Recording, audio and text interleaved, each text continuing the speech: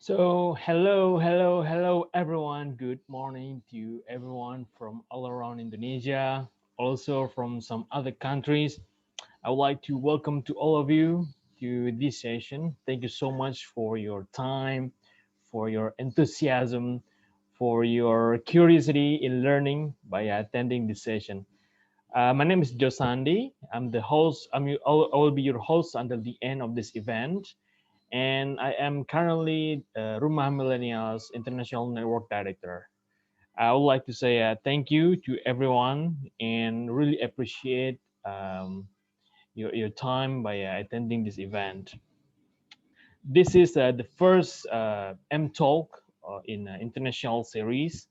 And for those of you who is very new to Rumah Millennials and for some people from other countries, I would like to explain a little bit about what is Rumah Millennials and what we are doing with this organization.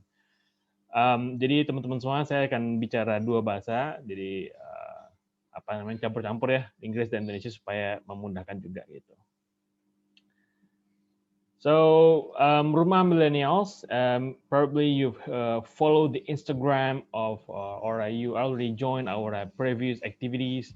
We are a kind of social network platform that connect all cross-sector Indonesian youth in order to create something beneficial or impactful to the society.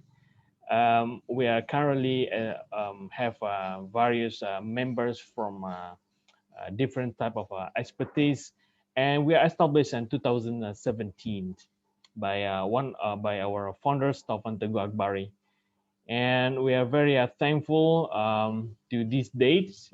We have successfully established international network of Rumah Millennials, and we hope that we can collaborate with more youth in abroad. And we are so happy that right now, in this opportunity, we already have some speakers from Haiti and Taiwan, also from Malaysia. So because I'm pretty much curious about the participants, I would like to ask, where do you come from, guys? You can leave the chat. You can mention it on the column chat. Okay. Yeah. Where do you come from?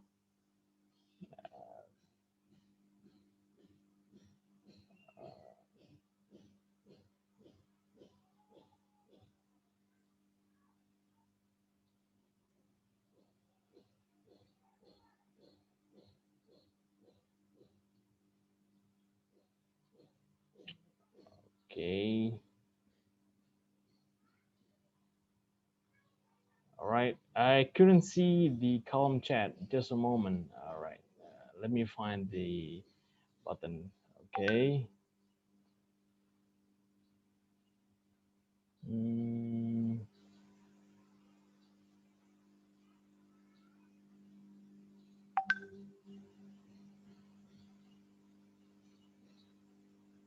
Okay, cool. Yeah, here we are. So some of you are from, of course, from Malaysia. Some of you also, of course, are local, from Bogor, Banjarmasin, and Jakarta, of course. Yeah, I'm curious. Is there anybody from abroad in here, apart from speakers? Just a moment. Okay.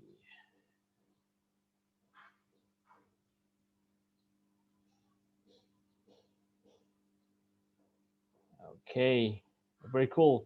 I think people will come a little bit late because this is weekend, but it should be fine. Uh, all right. So, okay, very cool, guys. Very cool. Thank you so much. And we already hear our first, our Indonesian national anthem. That is part of our culture to begin. Before we begin our event, we always play the Indonesian national anthem. And also,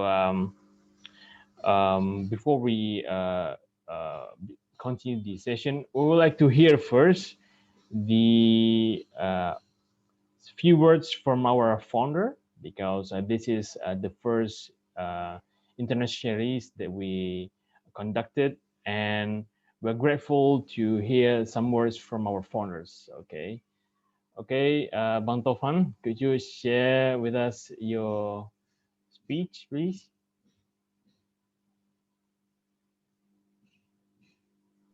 Check. All right, check. Cool. All right. Okay. Could you start with the anthem first, Joe? Anthem, the international anthem. Yes. After this, so we can. Is it Okay, I okay? think yeah, we've played the national anthem, Bang. Oh, you've played. Oh, okay. Sorry. Yeah, at the very beginning. Oh, okay. Thank you Yeah. so much. Let me open my camera. Wait. Okay. You guys can see the screen share, right? Yes. Okay, Okay. very cool. Cool. Nice. Good morning, everyone, and especially Joe Sandi as Rumah Millennial International Network Director, the Committee of Rumah Millennials, and also our beloved friends. Thank you so much for giving your time to Mr. Bahrain Bastian from Haiti and Taiwan, great from Jakarta, Indonesia, and also our beloved friends, Ms. Archana Vijay Kumar, Malaysia, our brother and sisters in Malaysia. Actually, I just finished my PhD in Pulau Pinang, Malaysia. So I'm a part of Malaysia actually. So it's been a years, and I'm waiting to go to Malaysia after this pandemic is over. So thank you so much for Mr. Bahir and Ms. Arjana. I'll give a very short introduction to this first international M Talks series in Rumah Millennials. Actually, we are a bunch of youth that really want to connect the impactful millennials in Indonesia to get to know each other. So we are in the third year of our community. So we hope that we can doing a very great collaboration ahead in across the countries among and we also can cooperate with the youth in any other countries. And as we know, guys, and now the coronavirus is pandemic and has made us um, realize that actually we are connected, and this entire world actually is a family, right? This is a family. We are borderless now, and every individuals, and especially the youth, uh, as we know, yeah, plays an important role in helping the government in protecting public health during the time of crisis like this. And as we know also, being active and educated member of the society, we as a youth must do as much as they can from their end to facilitate the government approach in the in the virus prevention actually. And young people also, as we see now, are demonstrating they continue leadership in their communities and countries. And in Indonesia itself, for the past 7 months, we've seen a growth of youth community that have a mission to help their brothers and sisters to fight the COVID. And according to the latest UN plan to address COVID-19, young people actually are some of the most affected by the pandemic socioeconomic impacts. Nevertheless, and youth also are also among the most active in global responses. Not only are they on the front lines as a health workers, but they're also advancing health and safety in their roles as either as researchers, activists, innovators, and also communicators doing a public campaign about COVID-19. And also, we know that the role of technology has been a great enabler for the societies during the pandemic. The post-COVID-19 era, I think we will see an increased reliance and realization of importance of technology in our day-to-day lives in any kind of countries. And in Indonesia itself, we have, and I believe in any other countries, we face the same challenge and we have the same problem. The first one is, of course, the COVID itself, the health, and the second one is the economic. And the economic impact of the COVID-19, I believe, is the one of the greatest risks to the young people.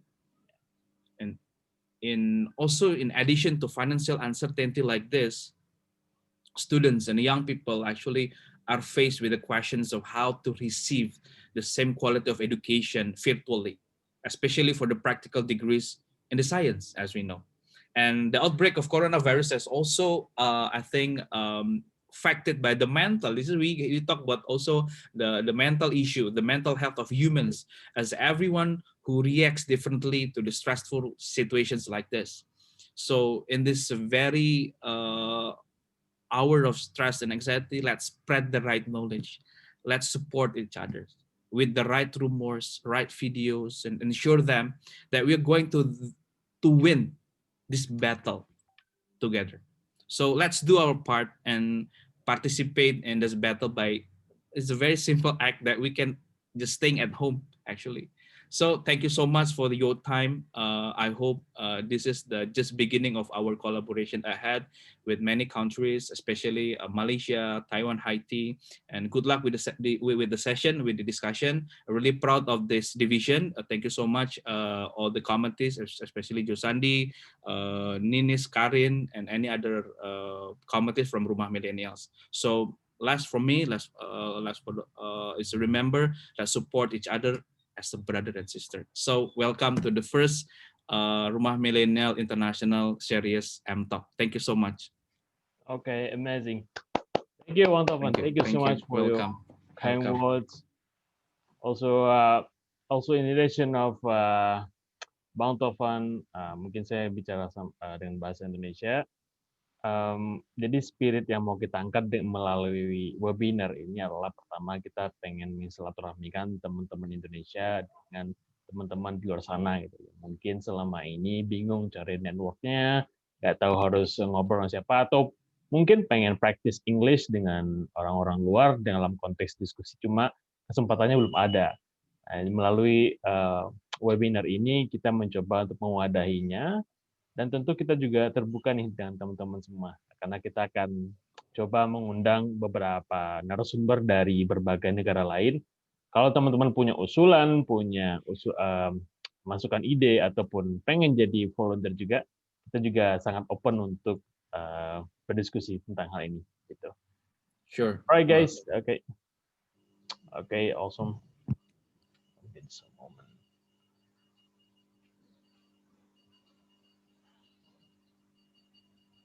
Okay.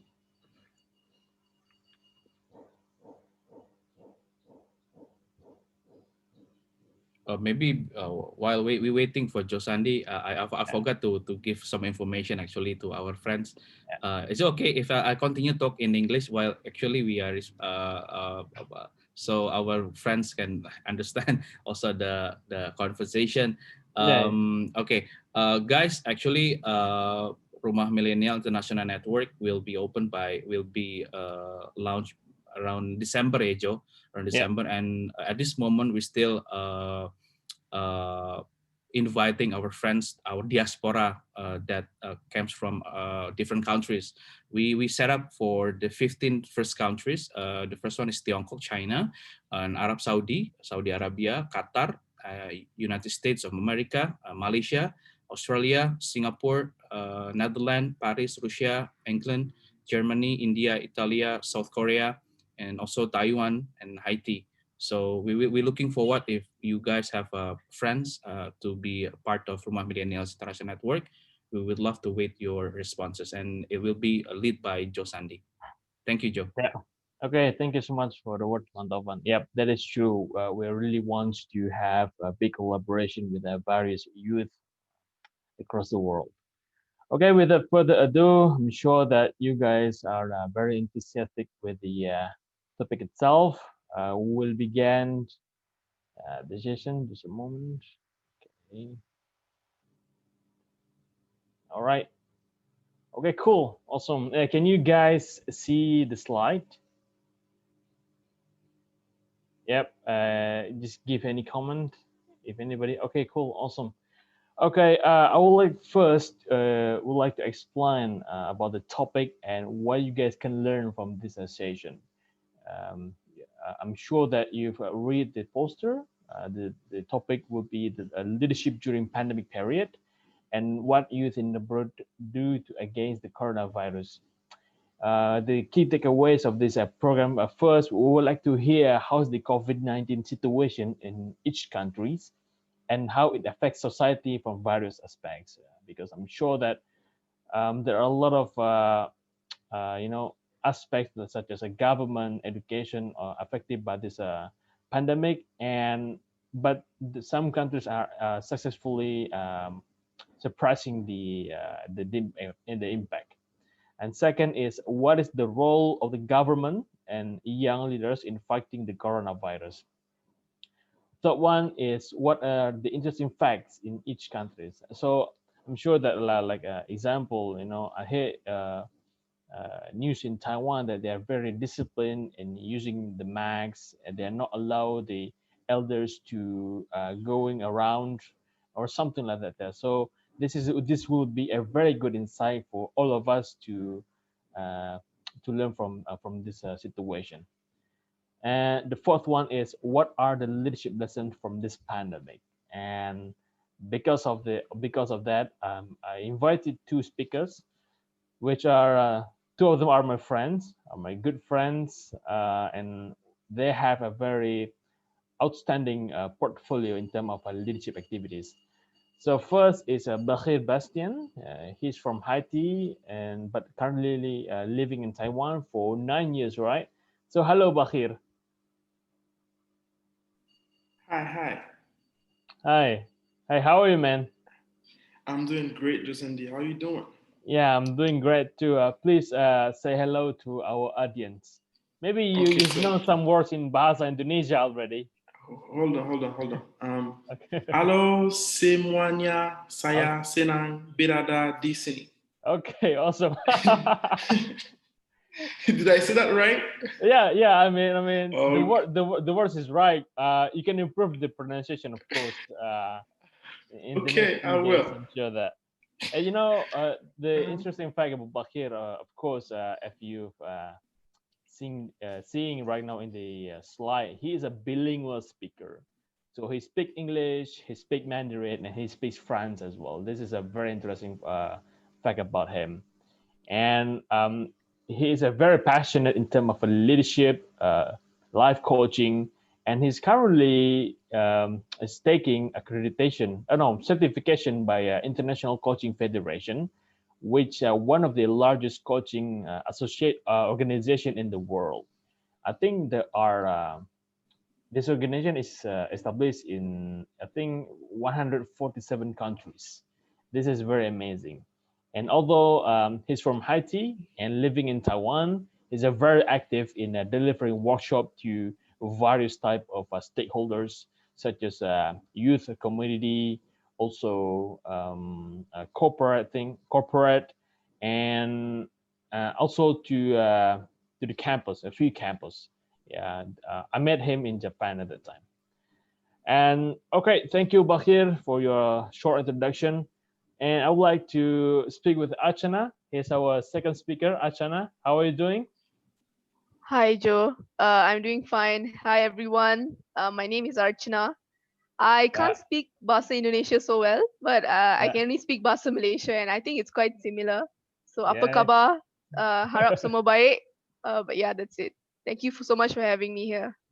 Yeah, thank you, Archana. I think I met Archana in one of the event called Global Peace Volunteers, and my first impression about her, she's a very energetic, she's a very active person, and she's a lawyer now. She's a lawyer and currently involved in a Parliament Digital, right? Parliament Digital. Yeah, correct. So there is a digital type of a parliament in Malaysia. This is very interesting fact Yeah, about it happened this year, and it was the first of its kind by Malaysian youths. the Malaysian youth. Okay, amazing fact. And of course, she's also active in various organizations. And currently, she serves as an Asian regional representative of the Commonwealth Youth Council. Right?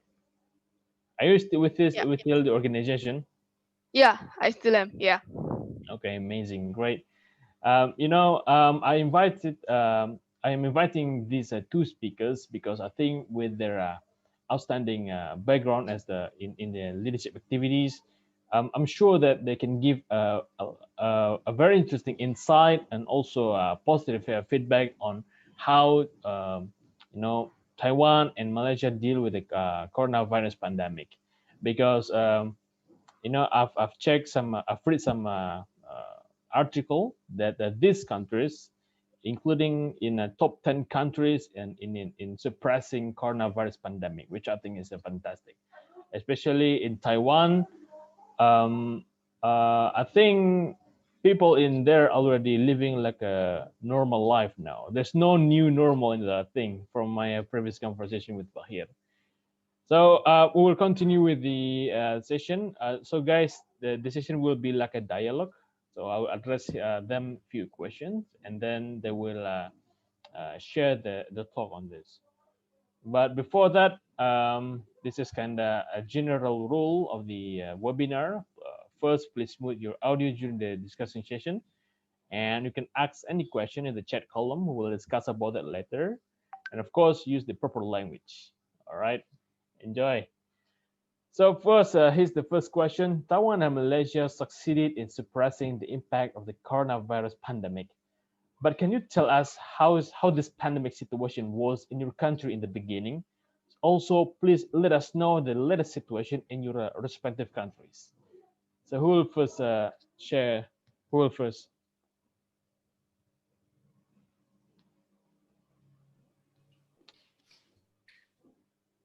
Achana, you go first. Okay, sure, no problem. Okay. Okay, so for Malaysia at the beginning, it was definitely quite bad Yeah. because when the pandemic hit, I don't think we were ready. Nobody knew. Like I said, it was a very shocking and unexpected time.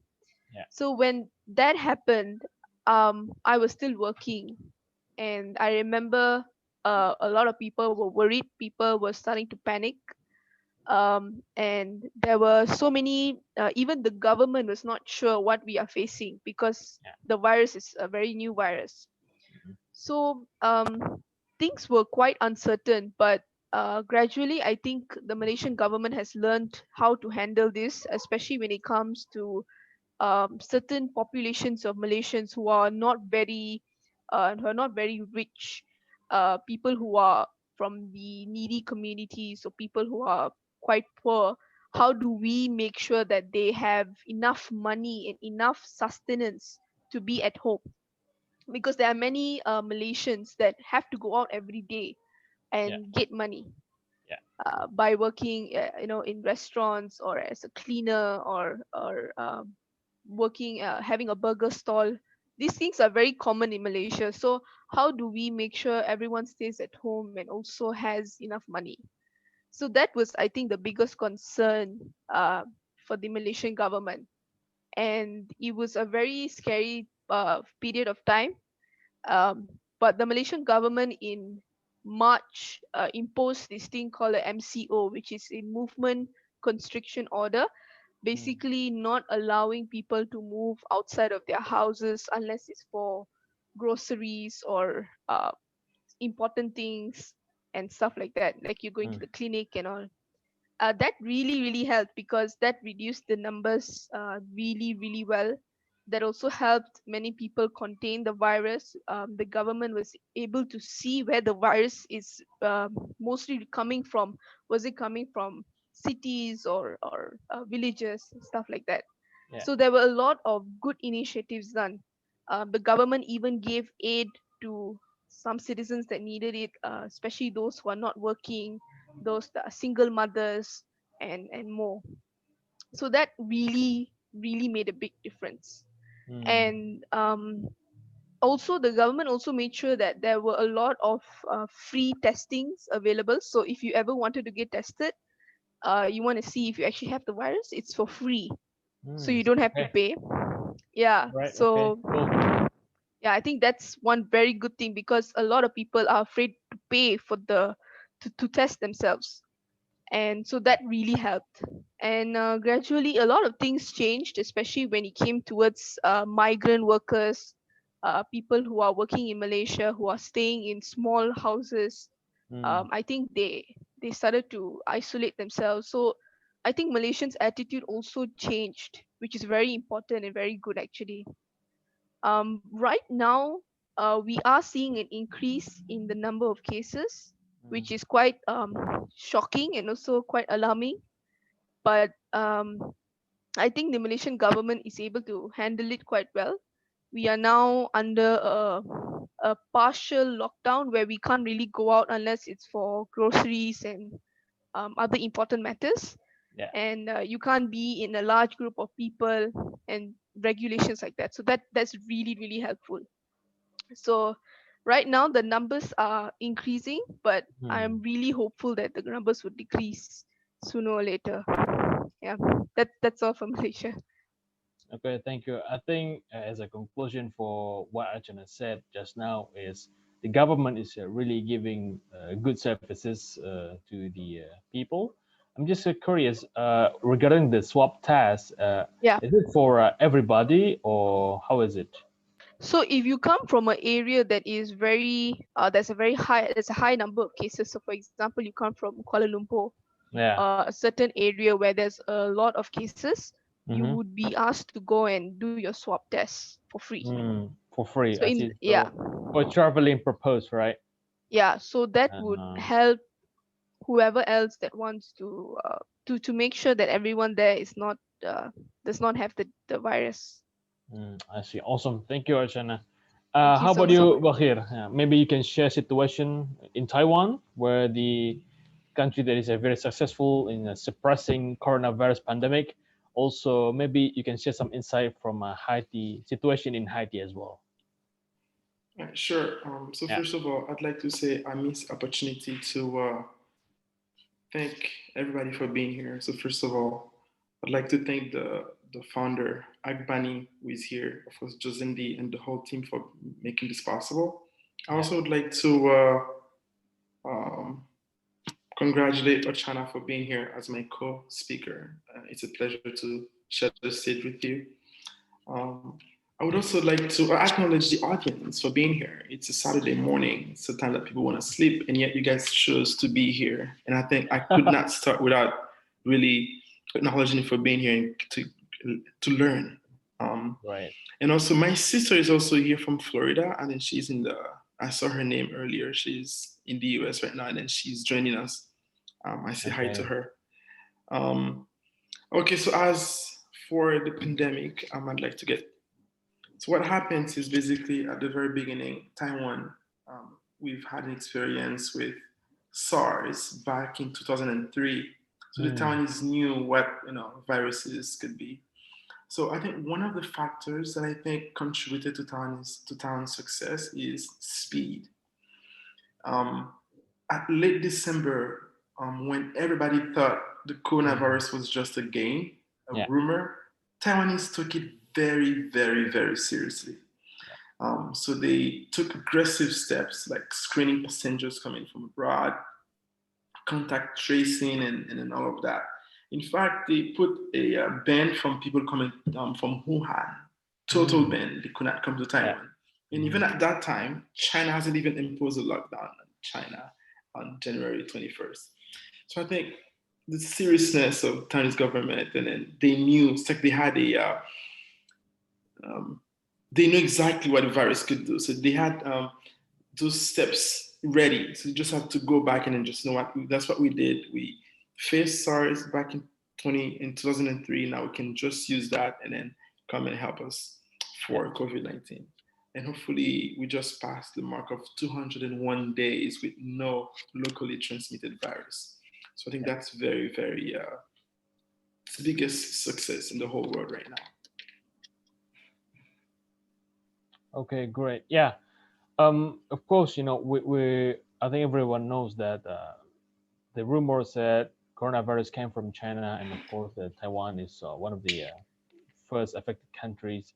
But now, how's the latest situation? Because you mentioned a very interesting fact to me that the it's you guys already live like a normal life in there, right?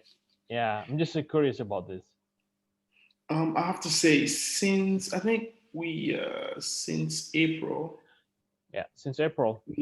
Life has been pretty much normal. So what the only difference is when you go to shopping malls, there is those temperature screening devices, and you have to wear a mask, and there is those hand sanitizers that you have to disinfect yourself and all that. But besides of that, everyone could do whatever they wanted. You could go wherever you want, as long as you have a mask, as long as your temperature doesn't exceed 37.5, you can gather, you can do whatever you wanted. And as of now, there is still places where you go that you still have to wear a mask and get your temperature taken, but it's not as common as it was back in April and May. So now life is just normal. Life is just normal since April. Yes, just normal life. So, do you guys have a vaccine already, or how is it work? No. No, We don't yeah. have a vaccine yet. We don't have a vaccine We'll yet. discuss about that more later because this is a Sure. very hot topic in Indonesia regarding the use of vaccine. All right, thank you, Bakir, for your insight, and You're welcome. we'll go for the next question. All right, the next question. Even with these negative impacts, the two countries were still able to bounce back. You guys can check that Malaysia and Taiwan is one of the best in suppressing the coronavirus pandemic. We are curious how your leader responds at the beginning. So, can you share some of the strategies that the government and other parties, such as youth organizations, NGOs, and others, are using to fight the coronavirus? Bahir, you want to go ahead first?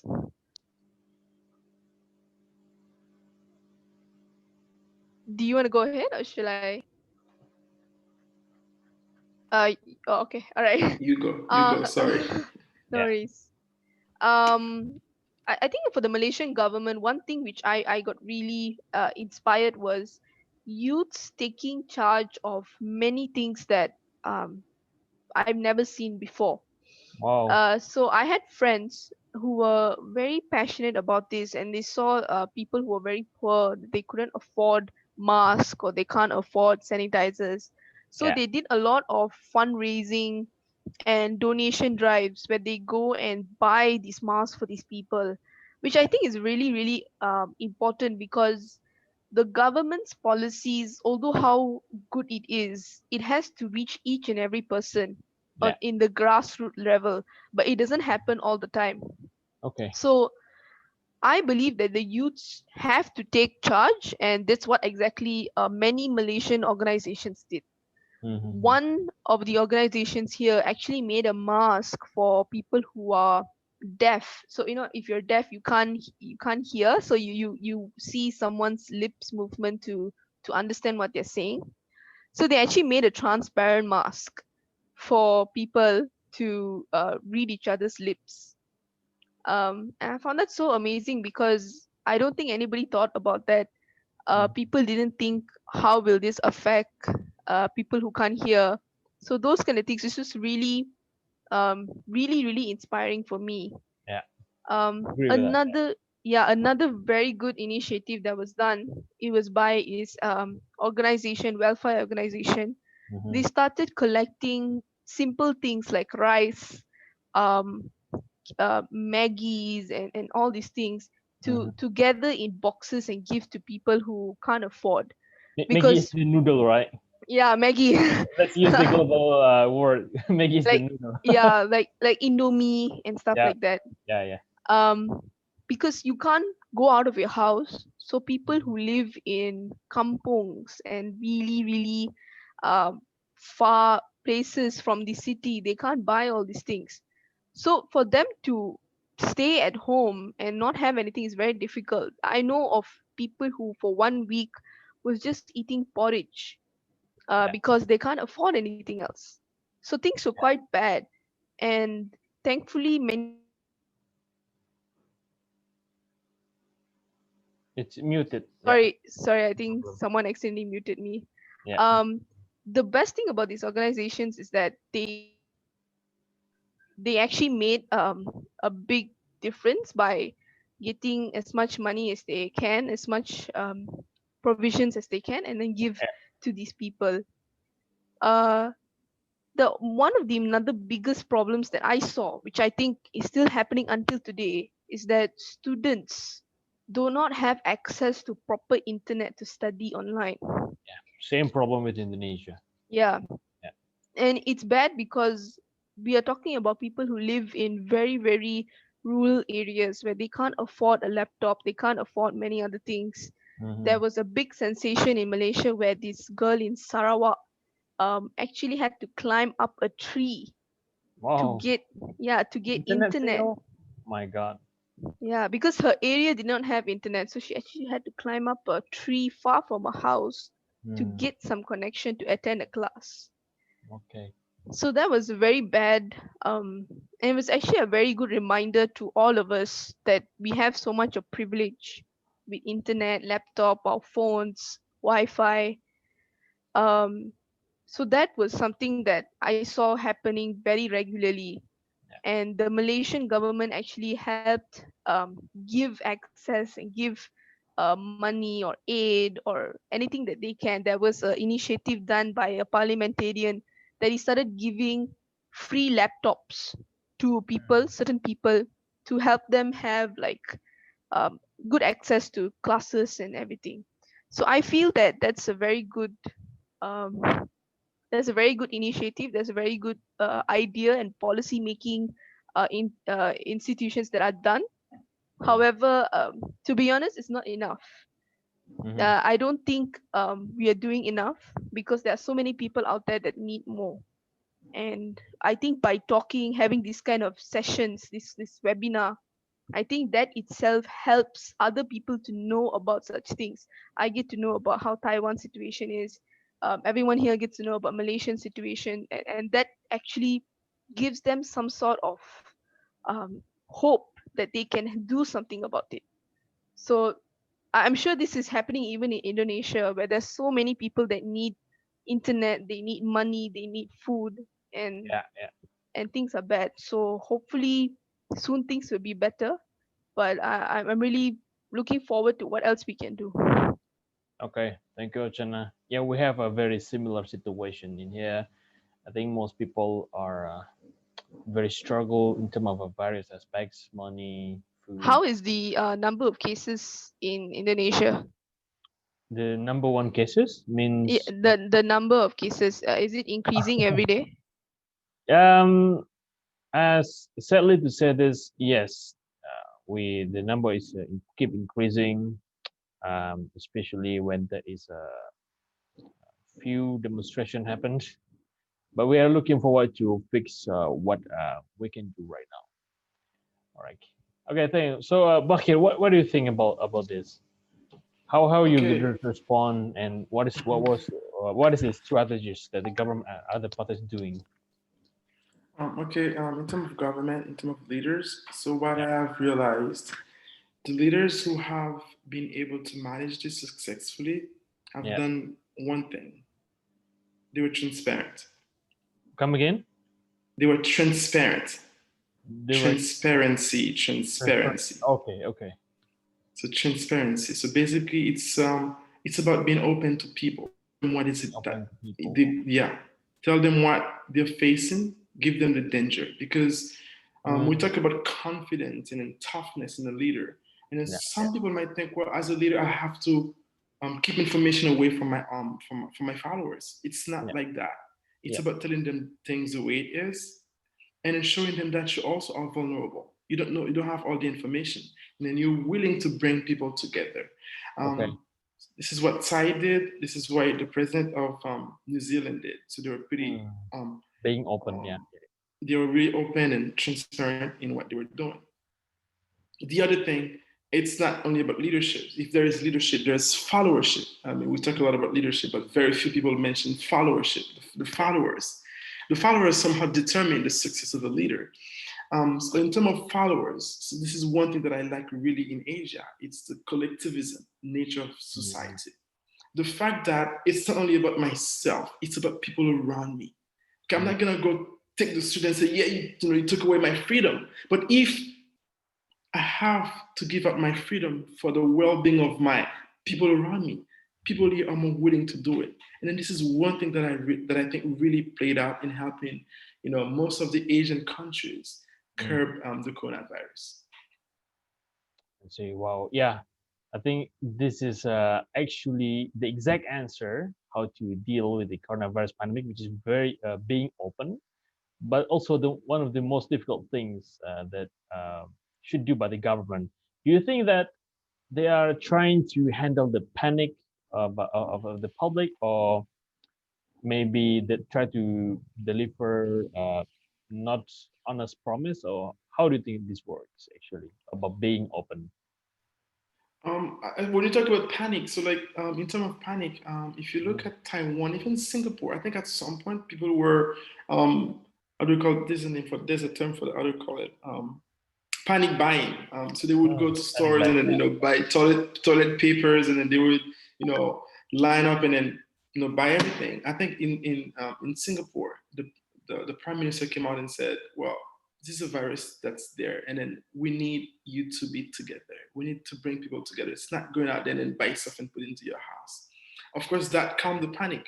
Like in Taiwan here, Tsai Ing-wen, and she came out and said, well, you know what? If someone is caught doing panic buying and then do hoarding, it's called hoarding in English. Like you buy stuff, you keep it to your house, and you can sell it again later when people need it. Like hoarding.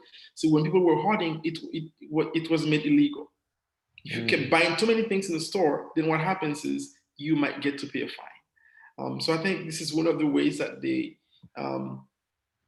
handle panic. And in terms of openness, so what they did is, like I said, they tell people things just the way it is.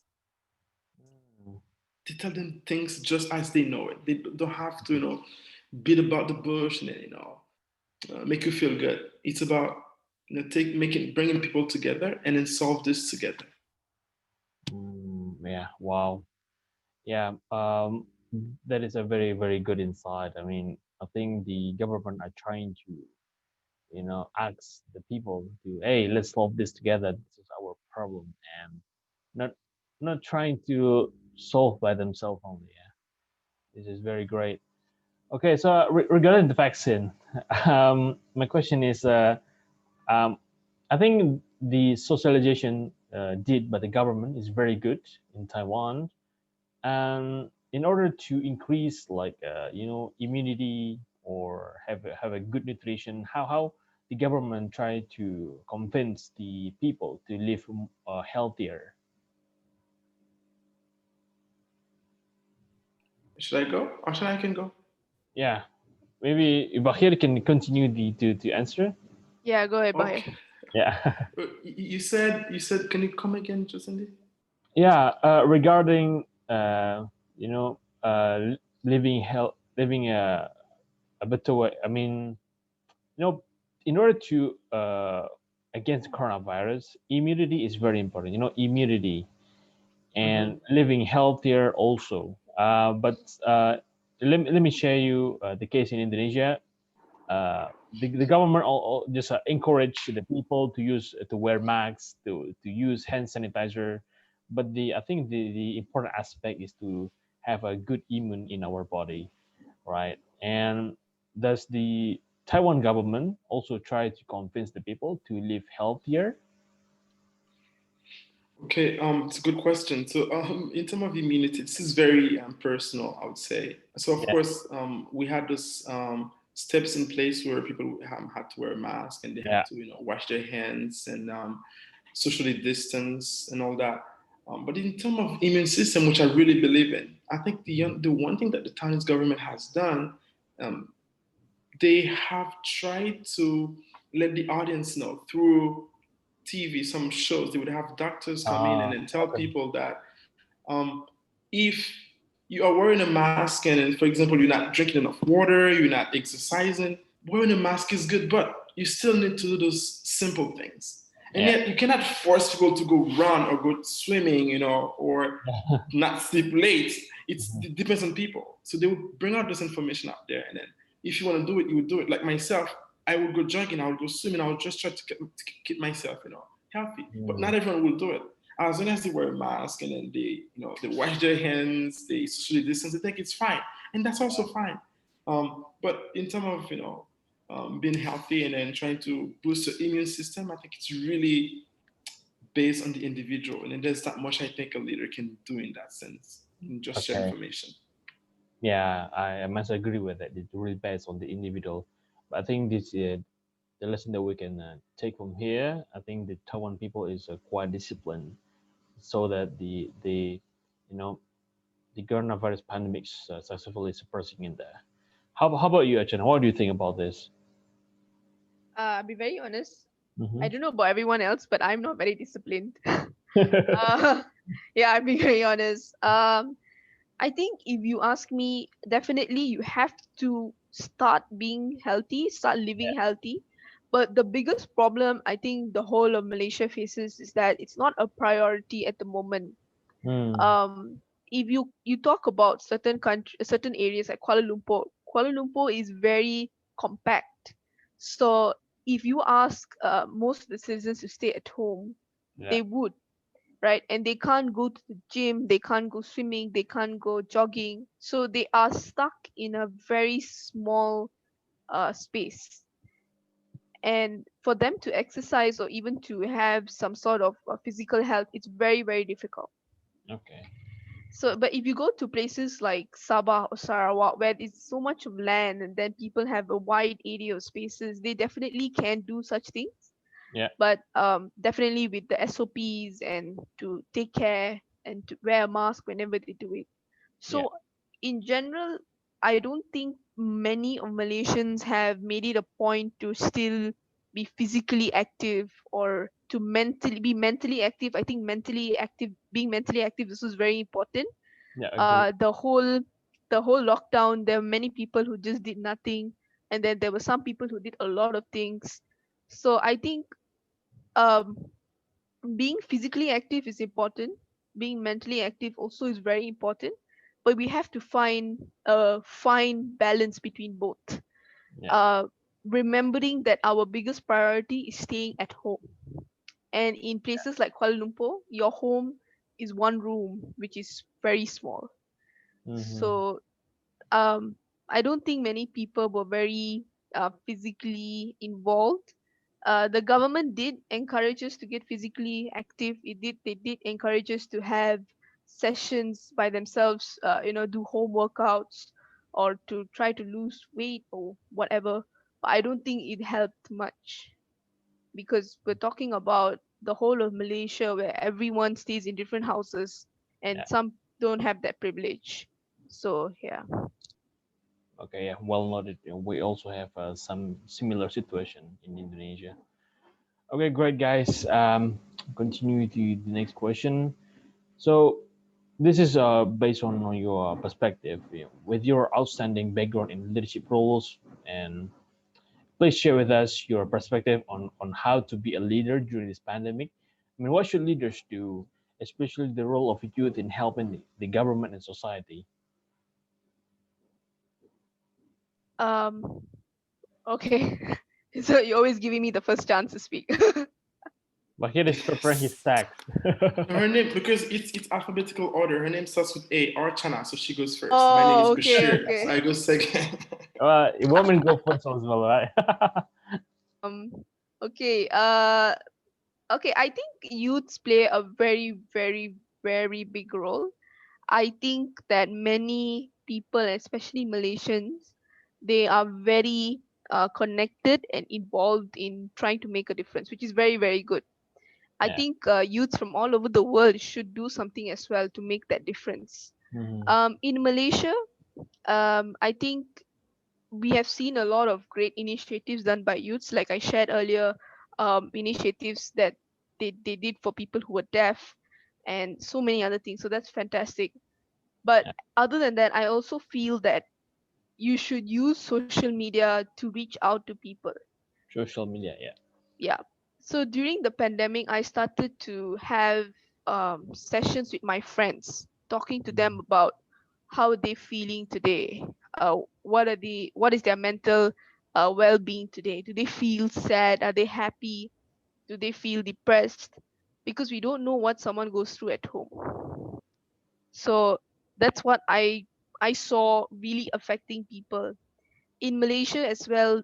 Domestic violence cases increased so much because more and more people were at home and they were suffering more from this violence and this abuse.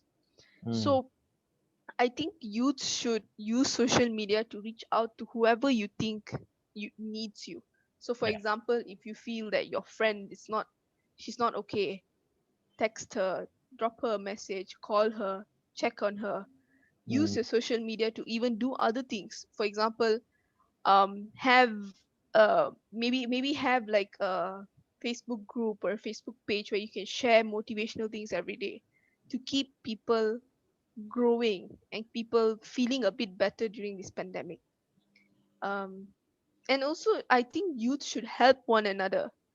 There was a case in Malaysia recently where this very famous pilot lost his job because Mm. the aviation industry was going through terrible losses. Yeah. So he lost his job and he posted his story on Facebook asking for a job. And Mm. many people shared it, people liked it, people commented on it. He finally got a job. That is also thanks to everyone's collective effort to Mm. spread his message. Yeah. So that I think makes a big difference. You can't give him money, it's okay. You can't give him a job, it's okay. You can perhaps give him one share, one like, one comment, something that you can do. So I think that's the youth's biggest power is social media, and they should use it to the best as they can. Yeah. There was also another case in Malaysia, which so this young boy, he has a lot of interest in animation videos. So you know Mm. how you can edit videos to have animation characters. It was very interesting. Um, so he started to post about it on Facebook, and he started sharing about it. People started liking whatever he's doing, and then people started sharing, commenting. He became famous in 1 week because his videos were so interesting, and he was so hardworking to keep doing it, so consistent that people loved it. And so now he's extremely famous, and there's so many people following him. There's so many people waiting every week to see his videos. Yeah. So these small things, I think, make a difference. So Mm. youth should help one another, but also to help yourself. If Yeah. you can't help yourself, you definitely can't do anything.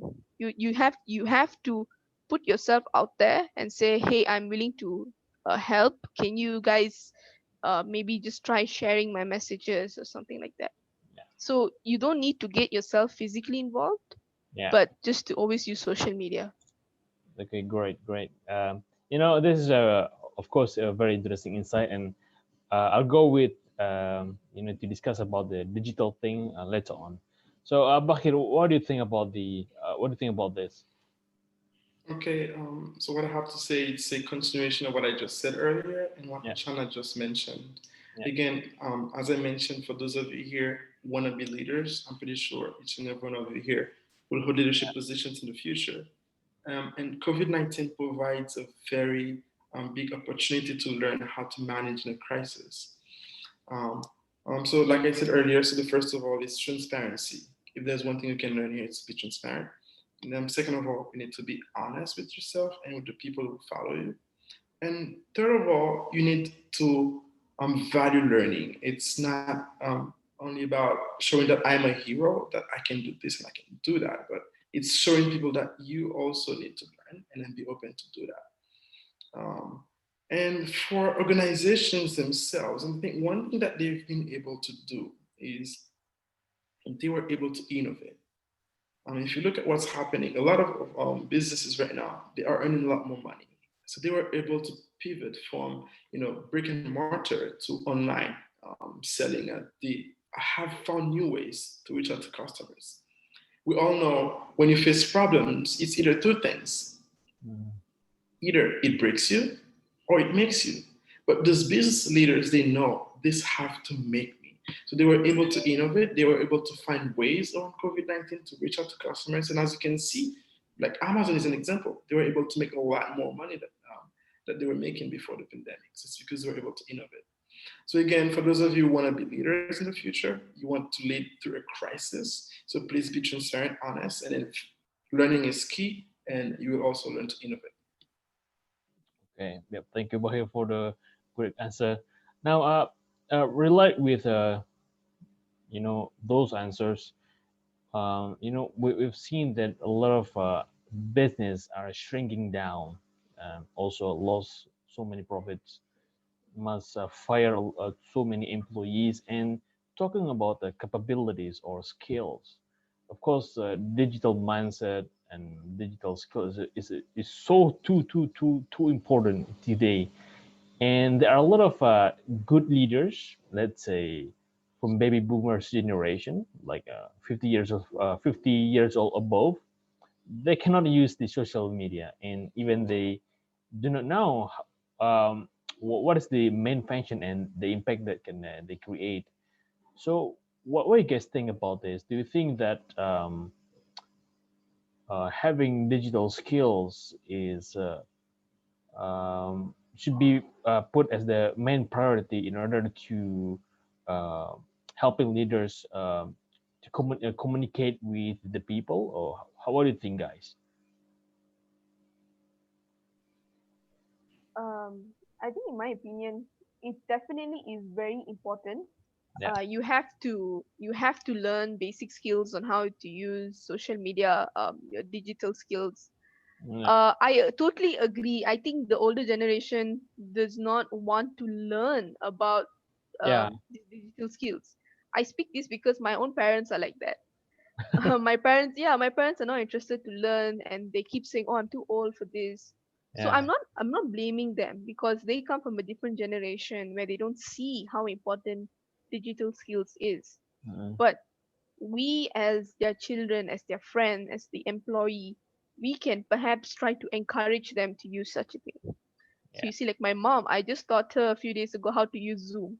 She still doesn't know, but I'm trying, right? So these small things we can try to make a difference. Um, Especially when it comes to artificial intelligence and things like even coding. Yeah. I've been I actually am so shocked that I've never learned much about coding before, because I Mm. come from a very typical conventional school in Malaysia where I wasn't taught about such things. Yeah. So now I'm at that age where I ask myself, 50 years from now, with or without the pandemic, will my job remain? Will lawyers be needed to go to Yeah. court? Maybe 50 years from now, you have robots going to court. Lawyer. 50, Yeah. exactly. Fif- Yeah. 50 years from now, you have people who robots who are doing a Zoom session. You never know, Yeah. Yeah. I agree with that. right? So that Yeah. has really got me thinking that I have to learn certain skills to adapt with time: coding, digital skills, artificial intelligence, how Yeah. to create a website, how to design certain things. I'm slowly learning, but Mhm. I think the digital skills are very, very important. And it's very important for the younger generation to learn that. People who are just born, or people who are just schooling. The education system in Malaysia doesn't teach that, but now Mhm. you can find everything online. Yeah. So you have to take that initiative, because you never know in the future what can happen. Just like what you said, Joe, so Yeah. many people have lost their jobs Yeah. during this pandemic. I think that itself can show us how s- how certain companies react during a crisis. Yeah. When a company reacts during a crisis, they should technically take care of their employees. But many companies are just sacking all of them because they can't be bothered. Yeah. So we have to be well equipped ourselves. Yeah. If you lost your job, you have to start something on your own. Yeah. So you have to be prepared. So digital skills are very important, and I think the older generation should make that initiative to learn. It depends on them, but we, as the current generation, have to make that initiative, have to take that step, put in that effort to do that. Okay. Yeah. I completely agree with all of your points. I think it's kind of makes us nervous. I mean, almost everybody, when there are so many, let's say, stakeholders are suddenly active on social media. They create a YouTube channel. They suddenly have big followers. So it is kind of competitive situation, right, guys? Very very competitive. So what do you think about here about this? You mean people having a lot of followers? In terms of digital skills, Oh, okay. and what Mhm. why baby boomers should learn about this more, because they are the current leaders, right, in the country. Oh, that's, I think, well, when we talk about digital skills, there are two ways to see it. There Yeah. are the users, and there are the ones who make it, who bring it about. It's about, like what Chana mentioned, coding skills. This is one thing that I really never really worry about, honestly. I don't know why. I think I'm very optimistic. I never for a second think that robots will take my job, that I have to learn coding. Um, I believe in adaptability. As human beings, we are the most adaptable species on Earth. Of course, there are going to be some people who lose their jobs. There are going to be some who don't, do well. But in time, as history has shown, we've always found a way to bounce back. So whatever happens, there's going to be winners and losers. I'm sorry to say that that's the truth. But in the long run, we always find a way to make it. So for baby boomers, I think companies right now trying to find ways to reach out to that group of customer. I think it's to them to find ways to interact with technology. But really, I would say it's not really important for them to actually learn about digital skills, because this is here to pass, and then it's just go with the flow. I don't know. Have I answered that question? I'm still thinking if there's a way. No, it's okay, because we're kind of to this session, because we also come from different countries. There will be a lot of perspective coming around, and it comes from a different type of experience, different cultures, different way in doing something. So this is kind of interesting, because there's no single right opinion about this. So if you think that, so because you're also coming from two countries, which is no, I mean, yeah, you're from Haiti and living in Taiwan, you must have another perception why you mentioned that digital skill is not really so important right now. So this should be no problem there.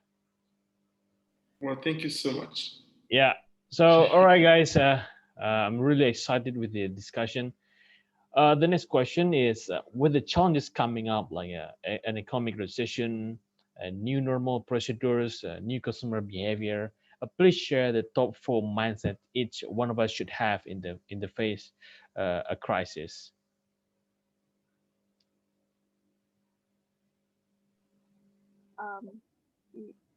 Should I go first? Yeah. I think it's very hard to have a very different mindset, especially when there is a pandemic going on. I struggle myself sometimes to stay positive, because there have been many times where I have been subjected to losing my job, or even going through very hard financial, a very difficult time financially, and many more. So the only thing I can suggest is, first and foremost, it's okay to not be okay. We have to accept that. During the lockdown here in Malaysia, I saw many of my friends and people that I knew that started doing so many good things because they were so free. So they started cooking, they started exercising, they started coming up with new ideas. Everybody started playing online. That was all good. But I didn't want to do anything. I wanted to take that whole time during that lockdown just to sit with myself and think so many things that I've always wanted to think about. But I felt guilty. I felt so guilty that I wasn't doing anything. I would see my friend and I'd be like, wow, look, she cooked this today. And look at me, I'm not doing anything. So I used to feel very guilty. And I think we do this a lot to ourselves, because our generation is so used to competing with each other. We're so used to pressurizing each other, pressurizing ourselves to be better than the other person. So first, it's okay to not be okay. You should have that mindset that self-love is very important. You have to accept whatever you're going through and give yourself some time. So that's number one. Number two is adapting to change. Just like what you mentioned earlier, it's very important for us to realize that the pandemic may change our lives forever. Yeah. Things might never be the same. We might never go back to life as we know it. So adapting to change. If you're going to be the kind of person who's like, oh, I can't live without talking to people, I can't stay at home, I can't wash my hands, you have to adapt. Yeah. You have to try to get used to it. So opening your mind to be to being that opening your mind to being able to adapt is very important. The third thing which I would always think is very important is giving yourself the chance to grow. Mm. People are most of the people are waiting for the pandemic to get over, Yeah. and then they're trying to do something. Uh, what I think is you shouldn't wait. If you really want to do something, do it now. If you want to do a project, you don't have to wait for it to be done physically. You can get it done online. If you always wanted to maybe do something other than going out for sure, but other like something really important, do it now because the pandemic might never ever get over with. We might never ever not have this pandemic. It might continue forever. So have that mindset that you're willing to grow. And the Mm. last thing is, which I think is the most important as well, is giving yourself the chance to be being confident. I think is very important. Um, I've had people who, ever since they've lost their jobs or lost their house or have like so many debts to pay during the pandemic, Mm-hmm. they've lost their sense of confidence Yeah, with yeah, yeah. themselves. Agree with that. Yeah. Yeah, they feel that, oh, I can't do It's happened to anything. everyone. Yeah, including myself. Yeah, I'm sure it did. So it's so difficult to stay positive and be confident when you lose your job, when you lose your house, when you lose Yeah. so many things, when you lose your loved ones as well through COVID-19. It's very hard to stay positive and confident. So Mm-hmm. you must try to have that mindset that, okay, I can do this. So if you lost your job, use all the skills, energy that you have to do something else that you really want to do. For example, if you've always been a pilot and you lost that job, maybe what you can do is you can teach people certain classes on piloting, or you can do many other things that you're passionate about. Yeah. So don't give up. That's the most important thing. Yeah. Okay. Okay. There was a good, very, very great point, Archana. Thank you.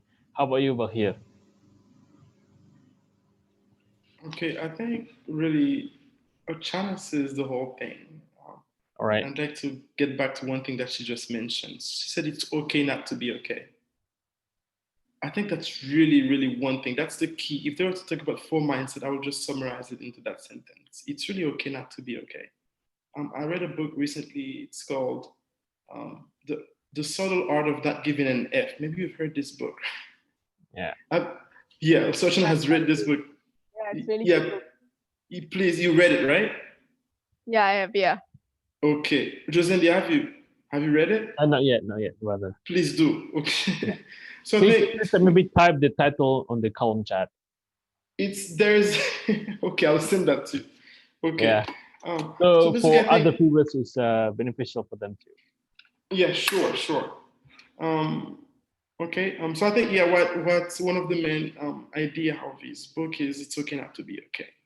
Yeah. We don't want to be happiness junkies. It's like yeah, I have to be happy. I have to be happy. So when you do that, that puts you into a non-happy state. Yeah. But when you know what, there's a crisis. I'm not able to meet my friends. I'm not able to do this. I'm not able to do that. Well, Mm-hmm. that's okay. Okay, Mm-hmm. that's gonna pass. This too shall pass. Mm-hmm. Um, when the pandemic started, I was there learning. I was afraid. So one of the things that I did is I went to writing. It's one of the things that Achana just mentioned, learning. I wrote articles, and I'm gonna share one of my articles with you. So one of the things that I mentioned in that article is to help someone. Yeah. You don't have to be a leader. You don't have to be in government. Just go out there, reach out to someone, and know how well they're doing. I mean, if you know that it's okay not to be okay, and if you're willing to help someone, but really, oh, you will be able to face the crisis uh, with a stronger, with a better attitude. Mm.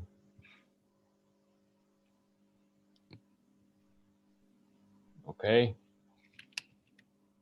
Do you want to add more points? Probably. I think I would love to hear from the audience first. I don't want to, Okay, sure. keep saying a lot of things and then not knowing if people are just getting it. So please, if it's okay for the audience to bring in the question, I'll be Yeah, way that would be better. nice. Yeah. Yeah. All right, guys. Thank you so much for your great insight. We'll go for the Q&A session. And before we begin this, please take highlight about what I will say after this. Because Bahir is currently ongoing process to be certified by International Coaching Federation. It is one of the largest coaching organization in the world. He's a genuinely want to coach one lucky participant that will um, join his full time coaching session for free. So I think I personally recommend this session because I know Bahir quite well. I know his capability, and he will give a lot of a good insight to you guys. So please pay attention. Please ask a very good question. That is first. Second is we'll also pick based on your active role in during this discussion, and you can share your question on the column chat, or if you want to switch on the audio, it should be fine as well. But make it short. All right, guys. Okay, I will end the slide share, and we'll go for the column chat. Just a moment. For a while. Okay, here. Wait, where is it? Here's the chat. Okay, here we are. Any question? Just a moment. Okay. Nice to meet you. All right, I think Nana Nurasari. Hello, Nana. Nana is my friend. Hello, Nana. I think let me, Sandy. yeah, let me unmute. Oh, just a moment. Do you want to share the question Yeah. column Hello. chat or through the audio? Can you hear my voice, Joe? Yeah, I can hear your voice quite well. Okay. Thank you. Thank you for this kind of opportunity. Yeah. Thank you so much for the guest speakers as well for the explanation, the insights. It's really wonderful for us. And well, I have a question. It's only one question. Well, in Indonesia, the youth are also trying to fill out their activities in the like we don't have any lockdown here, but it's like a PSBB or large social restriction for the movement. So many of us also fill out the positive activities here, including attending the webinar like this. So my question is your country or outside Indonesia also the youth there they also make a webinar like this, and also they also like to attend the webinar, or it's only happened in Indonesia? So I really curious to know about this. Yeah, I think most of us are also curious about this. Thank you, Nana, for the great question. By the way, guys, Nana's also graduated from Malaysia University. I met her firstly in 2014. She's a great colleague, and she's running the same webinar type of a webinar too. Yeah. Okay. So, guys, please answer it. Should I go? Okay. Thank you so much for your question, Nana. I think it's yes. I think Malaysians have been very very active online. Personally, throughout the lockdown, I think I've attended more than 10 webinars. Quite tired now. And But also 10 cases, right? More than 10 cases. yeah, so As a lawyer. I'm really really really grateful that the Malaysian youths are taking the initiative. So there have been many webinars on domestic violence, on how to have peace during a pandemic, how to be mentally and physically healthy during a pandemic, and so many others. So yeah. Okay. Bahir? Hi. Thanks, Nana, for the question. I would say Taiwan. I'll speak mainly for Taiwan, but I think even in Haiti, we are doing a lot of webinars as well. I think my first time speaking online was on April 29th. My first speech on Zoom, and I have to tell you, I felt really awkward because I had never really spoken in front of a screen. I'm always in an audience. I was really, really not used to it. But I've done. That's my fourth time doing it, and I think I'm getting used to it. So I think a lot of us are doing webinars, and it's the best way to connect and get knowledge, just like you guys are learning. Okay. So how many webinars that you've attended?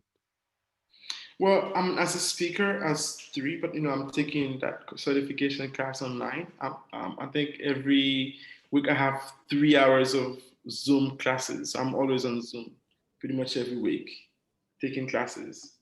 Yeah. Taking classes, you mean for master or? No, for my certification with the ICF. For the ST. Yeah. Okay, awesome, great. Yeah, everywhere is online now. Okay, so is it answering your question, Nana? I think we still have half an hour to go, so we can have more discussion going on. Should be fine, I think. Hello, Nana. Is it answering your question? Yes, that's already answering my questions. Thank you. All right. Thank you. Okay, the next question, I think Ahmad Afrian want to ask, right? Yes. Yes. Thank Hello. you. Hello. Yeah. Hello, Jusandi.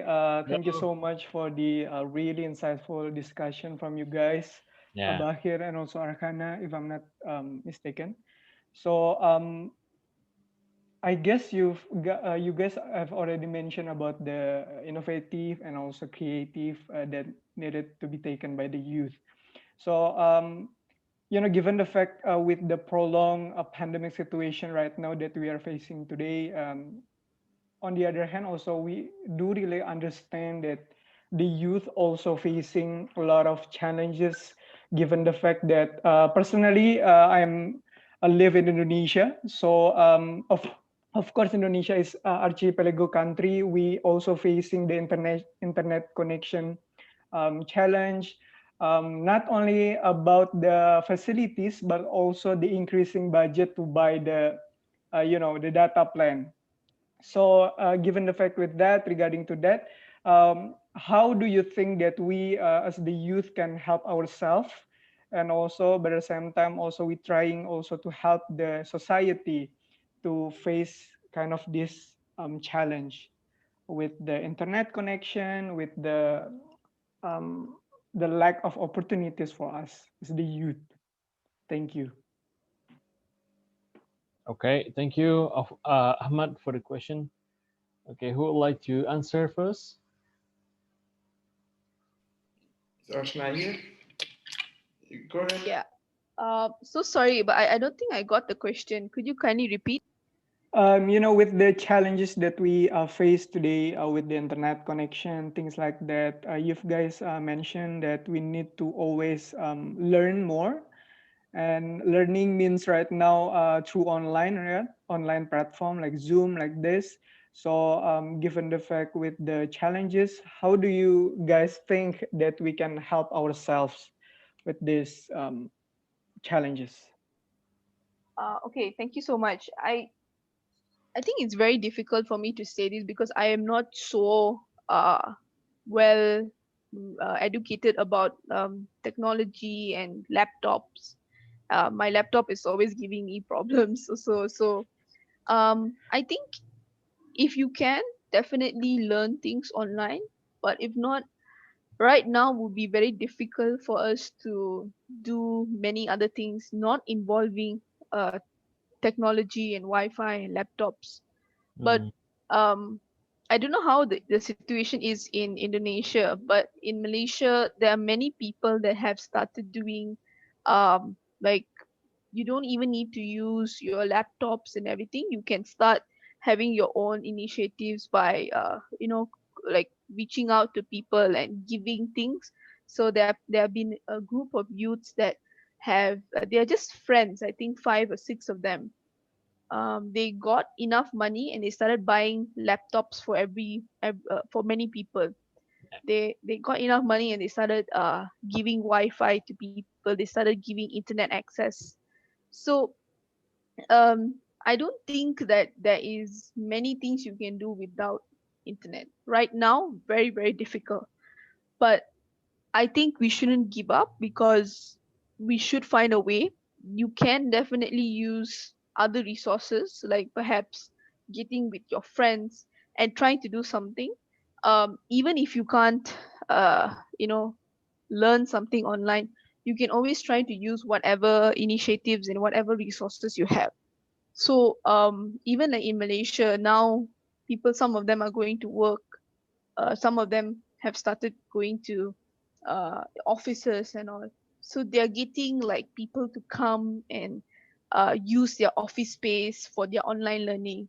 So like a friend of mine, she has a very big office that has, I think, 10 to 15 computers, but she's only working there one person because everybody else is working from home.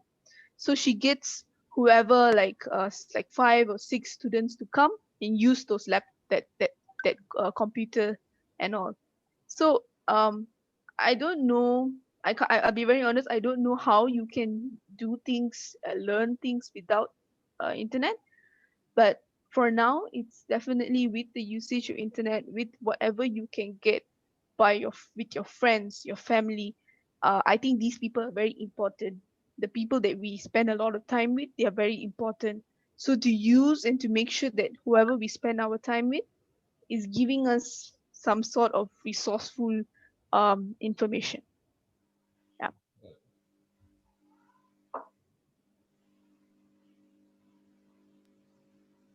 All right. Thank you, Archana, for the answers. Bahir? I think that was Hamid Afrian, right? Yes. Yeah, so you wanted to know how to learn with technology. Is that right? Yeah. Ahmad, can you repeat your question, maybe? Yes, slightly about that, but I would go more into the what do you guys think what we can do as the youth to face the lack of opportunities and also facility related to the technology, because the fact that right now we need technology to learn, but at the same time we need to also always learning, right? Yeah, yeah. Okay. Sorry, that's an interesting question, and just like yourself, I have to be honest. I am also learning, and now I'm not in a position to give anyone any opportunity. Just like yourself, I am trying to make opportunities, and I'm trying to help people the best I can. So I think the only advice I could give you is to be open-minded and do not be passive, be more proactive. Of course, like you mentioned, it's true that a lot of youth right now don't have access to technology, they don't have this, they don't have that. Well, that's okay. Be a bit more proactive. If you don't have an opportunity, try to make one. Okay. I wish I had an answer to, to helping people having more opportunities, but I don't. But what I can tell you is first and foremost, train your mindset to be ready, positive, and keep that, spirit of always learning and growing.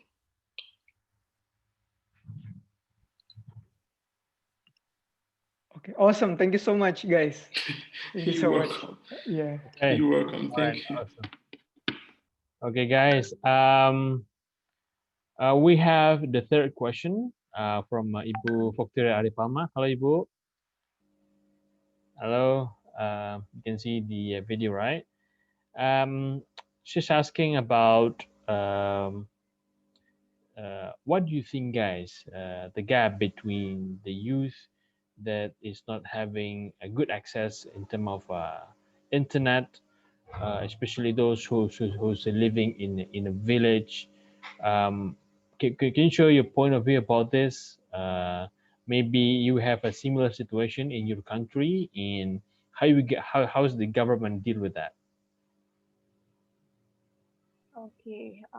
Thank you so much for your question. Yeah. Uh, I think the government, especially the Malaysian government, very honest, have not been very proactive in Mm. handling this matter, Yeah. because most of their policies, most of their legislation, most of their laws are very focused onto urban cities like Kuala Lumpur. But we forget that there are many students in kampongs and many other areas in Malaysia that do not have access to internet. So the government, I am really I'm really honest, they're not doing so much. They are doing certain things, but I don't think they are doing so much. They can do much more. Um, but for youths, I feel the youths are really taking charge and they are making a difference. So, like I said, there was this big case that happened in Malaysia a few months ago, where this young girl from Sarawak had to walk for uh, 5 to 6 kilometers and climb a tree next to a building to get Wi-Fi for her class, for her online class. That really shocked the whole of Malaysia, because no one ever thought that this is what someone will have to go through to attend one class. So that caused many government officials to start talking about it. Many organizations, NGOs, activists to start raising this matter to Parliament and telling parliamentarians that, hey, your policies are very good, but they are not focusing on the right people. You have to give more attention to them. The government has helped them. They have replied. They have made a change, but I don't think it has effectively helped everyone. I'm sure there's so many other girls like her whose stories we don't know of. So the youths have been taking initiatives. They have started, like I said, doing fundraising. There are many people that have started giving laptops to students who can't afford them. There have been people that have started providing internet access, giving people the ability to transfer to another location where they can use Wi-Fi and all. Um, I don't think things is much better right now. There are many students in Malaysia that do not have access to internet. And this is a matter that I've constantly brought up for parliamentarians to talk about, because I think it's very important. Right now, internet is not a want, it's a need.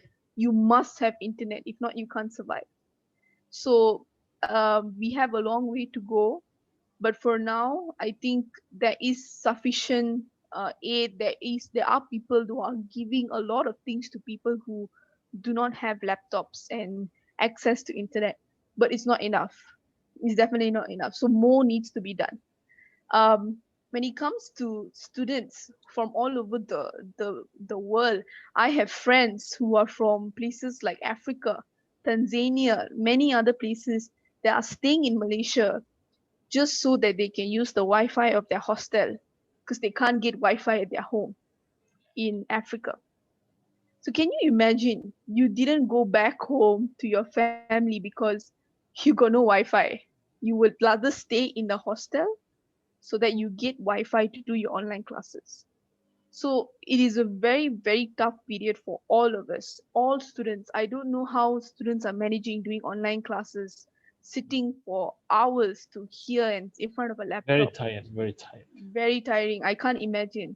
So it's, I don't think we can run away from that.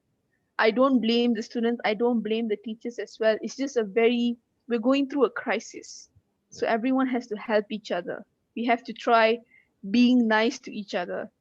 Also remembering there are students that are staying away from their families.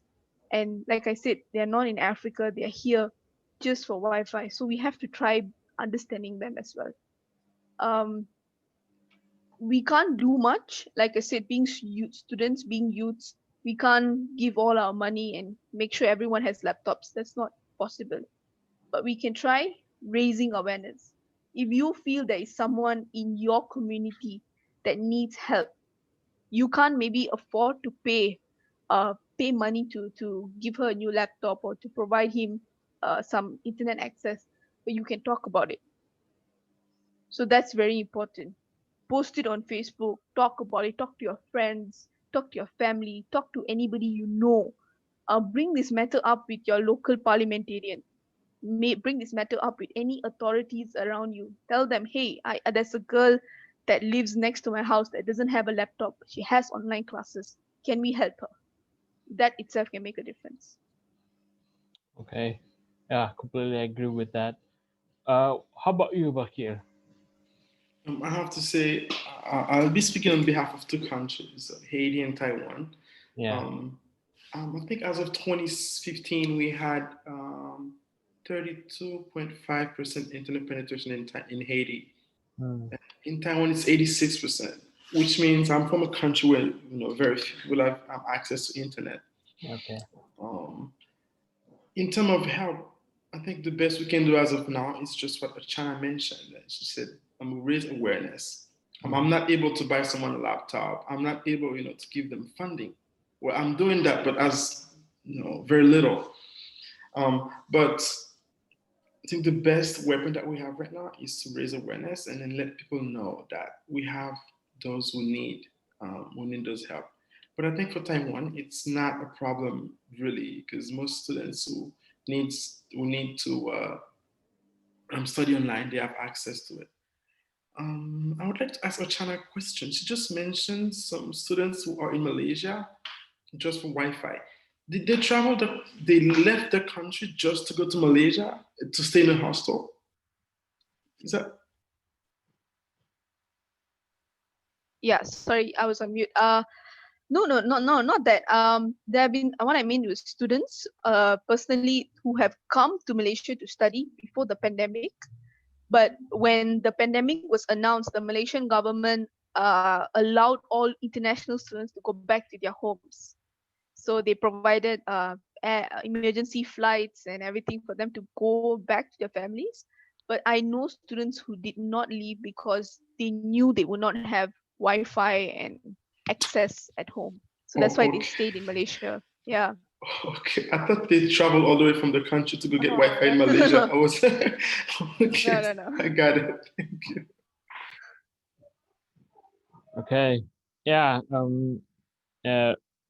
Knowing that the internet is a very important right now, I think I want to ask to Bahir regarding the situation in Haiti, because I'm sure that not many of us receive any updates about the country. So how's the students survive during this pandemic? I have to tell you, I was born and raised in Haiti. I did my all of my high school years in Haiti, and it's not easy, and it has not been easy before the pandemic. So it's even worse now.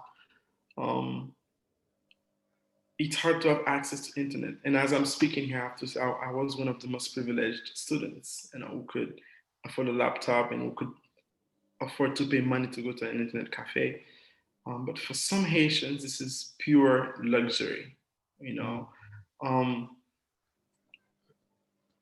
honestly, I've thought about it. So what is one way I can help them?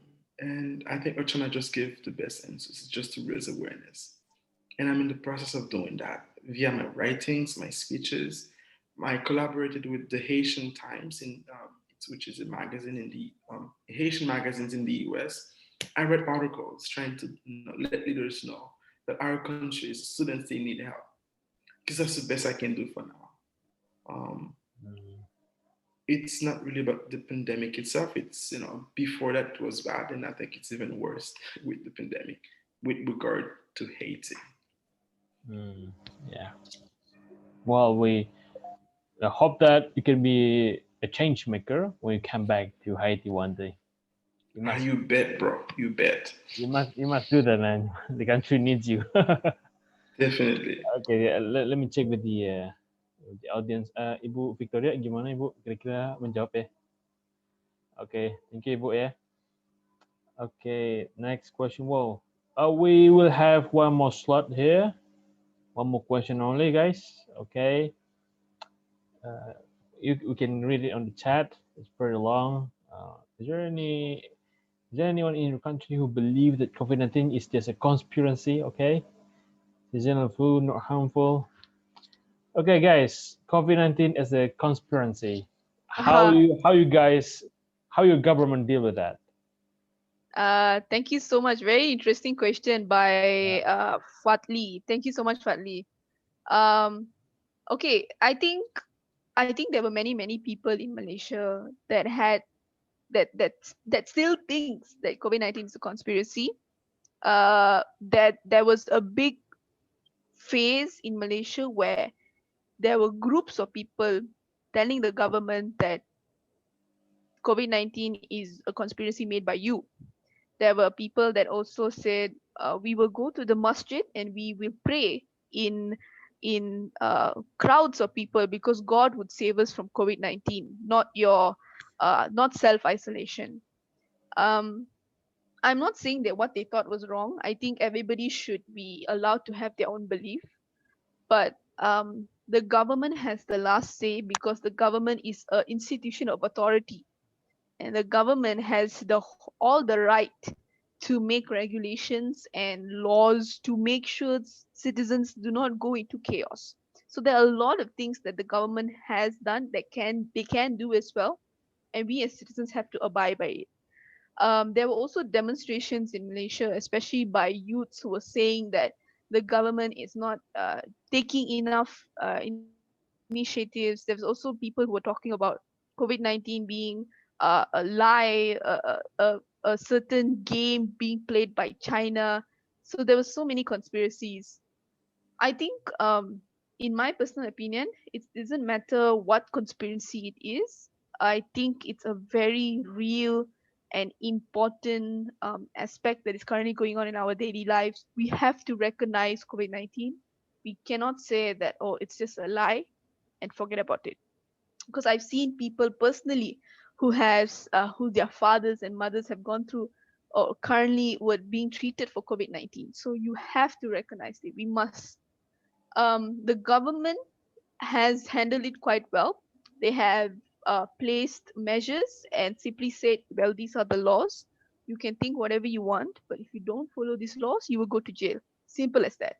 And I think that itself, in simple words, just shows to these people, whoever that doesn't want to that doesn't want to follow the regulations by the government, shows them that no matter what, you must abide by these regulations. And another thing by youths, I personally have not seen any youths talking about this conspiracy, but a lot of youths have encouraged social distancing. So they have, there was a very interesting initiative done, but I don't think this was by a Malaysian. This was by someone from Hungary, if I'm not mistaken. He or she created a kind of like a jacket, but the jacket is not the kind that you wear from on top, but it's from in front. It's from in front. You wear it so that when you hug someone, you don't touch them. So you wear that jacket, and the other person wears the jacket. So when you hug them, you don't touch their skin. So I found that a very interesting innovation because this allows you to hug someone and hugging is very important. So if you hug someone, you're always so worried that, oh my god, am I going to get the virus? But by hugging this person, now you know you're safe. You know the other person's safe.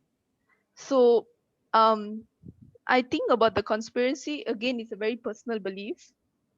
I think you can believe however and whatever you want, so that's good. But you have to abide by regulations by the government. And I think the Malaysian government has been really good in ensuring that people actually abide and follow these rules. Wow. So the jacket is wear daily or how is it? The There have been cases where people have been told to stay at home and to quarantine themselves, but they have gone out and they were caught in restaurants. They were caught in shopping malls. So when they have been caught, they are fined heavily, and they if it gets really bad, then they might be put in jail as well. I think again, from aside from all the corruption and the unfair treatment by the government, we must recognize that this is a very good initiative to take care of the public in general. If you are meant to quarantine yourself, don't go out. Simple as that. And if you do, you will have to be punished. So I think the government is very good in doing that. About the conspiracy, it's very hard to say, but the government has been very proactive in handling these things. Okay, great. How about you, Bahir? Well, I think speaking on behalf of both Taiwan and Haiti, I would like to say I haven't really heard of any conspiracy theory Hmm, whatsoever. So people know that there is a virus and they have to be really careful. yeah, Um, so I think what that says for people who believe there's a conspiracy, and I always tell you, please, and educate yourself. Don't just, believe whatever you read from the internet. Go out there and try to understand things, analyze it, and then see if there's any truth to it. And I think that's what each and every one of you can do here in case, there's people coming out there and then bringing those weird ideas about the pandemic. yeah, Yeah, fair. I like to add one thing. Farah just commented that we are busy telling our parents to not believe all the WhatsApp messages because of what can kill corona. That's very true because I think that also happens in Malaysia. My family until today keeps telling me that if you use garlic or onions, it can kill coronavirus. Um, like I said again, it's their personal belief. We just have to make sure that there is a fine line that we draw in understanding people's beliefs and also how it affects others. So if you believe that by not taking a shower, coronavirus will not touch you, that's your belief. But if it affects me, then I should be away from you. Or if you're staying together, then whatever I believe should also affect you. So we have to draw that line. We have to make sure that we take care of ourselves, not only for us, but for the other person as well. Yeah. Okay.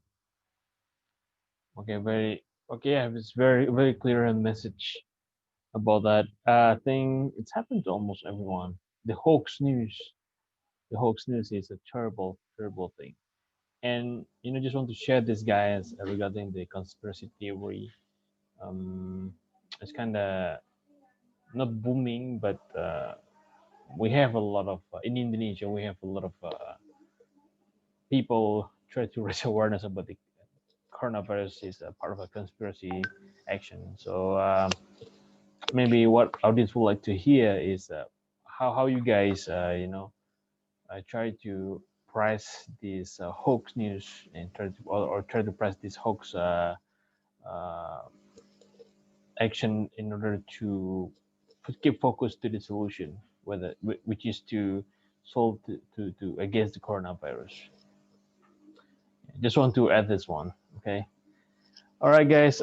We have almost a 10 minutes left before we end the session. I think first I would like to um, uh,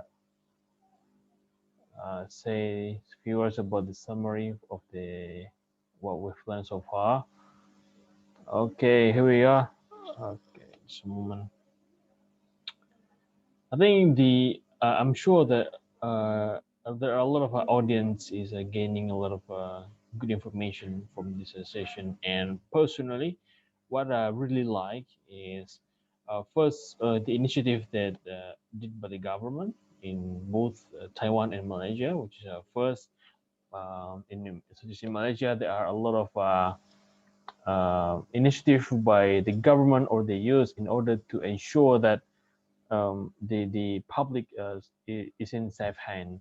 I mean, the government do the part, the youth organization also do their part, and a very good point by Bakir, whether which is in Taiwan government is really open in telling the impact they can create by the coronavirus, which is I think some of the leaders are not really dare to do this because I'm sure that they have their own consideration. But so far, this is one of the effective strategy in Taiwan, and but there are a lot of inspiring stories as well, which is like a youth of some of our organizations are delivering food, are raising the awareness through social media, also try to encourage people around, like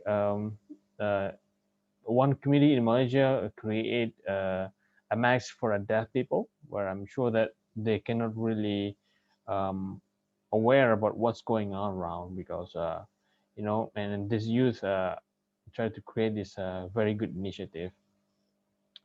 And also, um, regarding that, being healthy is very important, um, because although it is personal, but I think in order to against coronavirus, to increase the immune system is very, very important and crucial. And one last thing is a few top mindsets that mentioned by Archana and Bahir is first, it's okay to be okay. And Bahir suggests to read a very good book, which I think, yeah, I've familiar with that. I've read the summary of the book before. For sure, I will read it of this, and I encourage the participant also read that. And and second is try to adapt with the change. Also, give yourself a chance to grow and being confident in this tough situation. All right, guys. That's all for me. I think we will reach the end of our discussion. Um, I would like to ask audience to first uh, show on the video so that we can have a picture, take a picture together. Okay, just a moment. Okay. Okay. All right. Just a moment. Let me talk with my team. Hello, Prasna. Prasna. Okay. Ya. Minta tolong fotoin dong.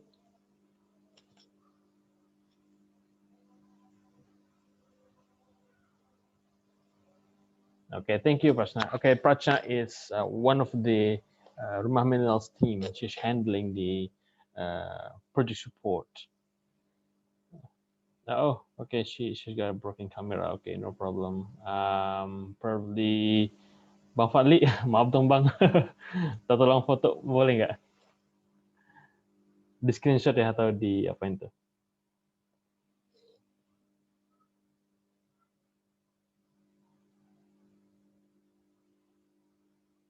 Okay, okay guys, please display the video. Turn on the camera, and the picture will be taken by one of our colleague. Okay, let's cheers. 1, 2, 3. Okay, great. Gimana Bang? Ulang Bang. Tambah. I'm just smiling nonstop. Just one more video, one more picture, or is it? Okay, one more picture. One more picture. Okay, 1, 2, 3. Okay, great. Thank you guys. Bang Fali, boleh dong di share di chat apanya video fotonya? Okay. Okay. That's all. This is the end of our discussion. I would like to say a very big thanks to my colleague Bahir and Archana. You guys are amazing in your background, in your experience. And also like to say thank you to the audience who invested time by attending this event. And of course to Rumah Millennials team. There are Karina, she's a project manager. Also there are Ninis, she's also handling the Rumah Millennials program. And we have Danar, and he's the one who designed the poster. And of course Prachna, Bang Fadli, they also support the program, and they are this team are very, very cooperative, and of course are fantastic. Okay, guys, I think that's all for me. If you would like to connect with the speakers, we attach the Instagram name on the poster. You can follow them and ask them a question, and of course, keep in touch with them. This is the privilege for all of you to connect or to network with someone from abroad. Okay, that's all from me. I'd like to end the session by saying um, you guys are amazing, and wish you will have a very good weekend. Okay, any last words from Ashana or Bakir? Yeah, I just like to thank everyone. Thank you Yeah, so much. Thank you so much, Joe. yeah. Thank you so much, Bahir. I really had a really good time. I think I learned from every one of you. And I really hope that this pandemic gets over so that we could definitely have a physical meeting or to connect in some other way. Thank you so much, Joe. I Yeah. think the topic was a very interesting topic for me, and I really hope to see all of you soon. Thank you so much. Okay, thank you, Archana, for the great word. I'd like to say thank you to everybody as well, especially Josendi, whom I met 2 years ago in Japan. Who knows? I would be speaking to your fellow countrymen one day. Thank you so much for giving me this opportunity. Oh, for sure. Well, hopefully, after this pandemic's done, we will invite both of you on offline.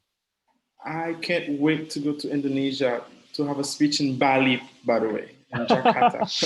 You specifically address Bali. Okay, no problem. Cool. Yeah. Bali is Thank you again. Bali is a very beautiful place. I've been there once, and it's I have beautiful. not yet, but I wish Beautiful. I can't wait to go there. Yeah, Bali, and I definitely want to go to Ubud. I've heard a lot of nice things. Yeah. You'll get a chance for sure. I'm sure of that. All right, guys. Excited. Okay, guys. Thank you. Good afternoon, and thank you, everyone. Bye. Bye bye. Bye. Bye.